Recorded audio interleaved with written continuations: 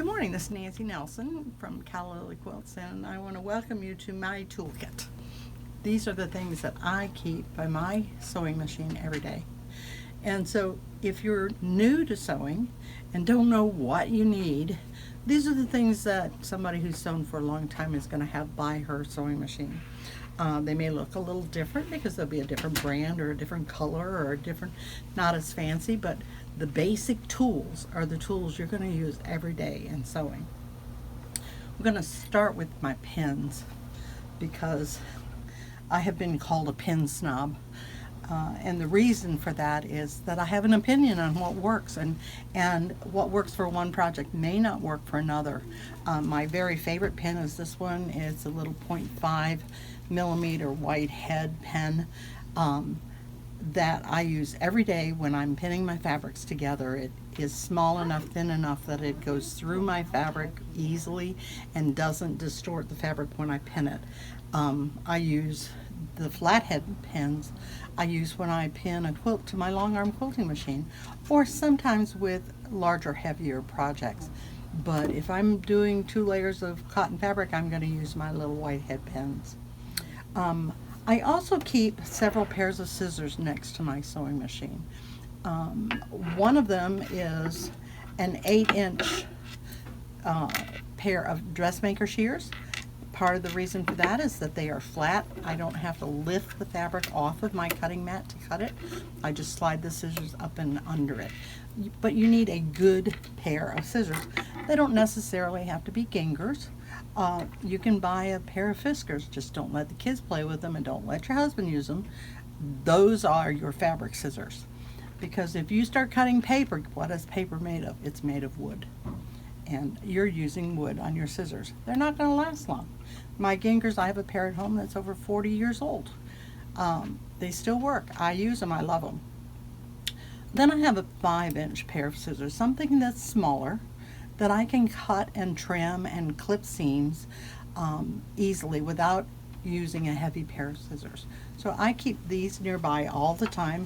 I have 2 different two different sewing rooms, and there's some in both of those and a pair at work.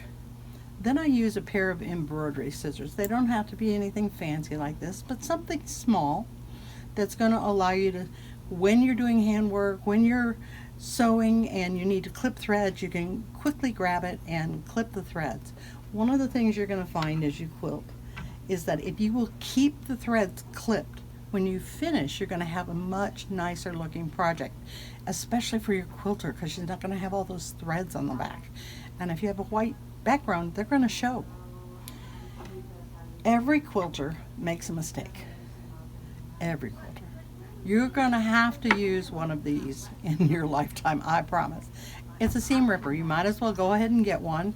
You can get something like this. You can get something like this that folds and puts away, so it'll travel with you. This is much less expensive. It's a great starting point. It really doesn't matter as long as you have a good sharp point on it. These wear out. They're like any other razor blade. They're going to wear out. So you can't have one for a lifetime and expect it to live. But you will use this every time you sew. Then one of my favorite marking tools, not the only, but one of my favorite marking tools is a Frixion pen. And I use it. Let me move a few things out of the way.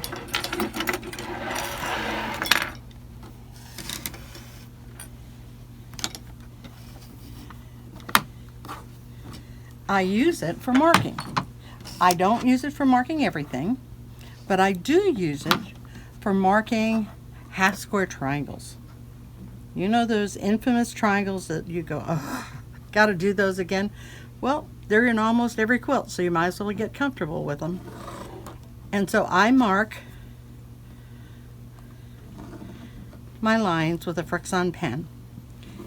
It will disappear when you iron it after it's done. So now I can sew on these lines and cut down the center, and when I now have 2 half square triangles.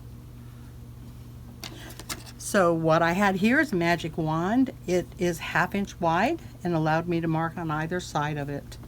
There's 2 more types of tools that I have here besides the rotary cutter. Let me talk a minute about that. Rotary cutters come in lots of sizes, from 18 millimeter up to 60 millimeter. The one I like most for me is a 45 millimeter, partly because when I'm cutting I'm close to the fabric, partly because I don't need a 60 most of the time. I have one and I do use it some, but this is my favorite. I also have an 18 millimeter, which is smaller. When I'm doing little corners and curves, I will pull that one out. The other two rulers that you see here are rulers that I use for things like this project, where I could just lay it down and cut the line between the triangles. Or I could take this and I could square up my triangle. This particular cutting mat swivels, and it allows me now to move the mat without ever lifting my ruler and without ever moving my fabric. So I know that where I laid that ruler first is going to give me an accurate cut. So these are the tools that I have by my table. Look at your table and see what you've got. And we hope to see you again in another video. Thanks.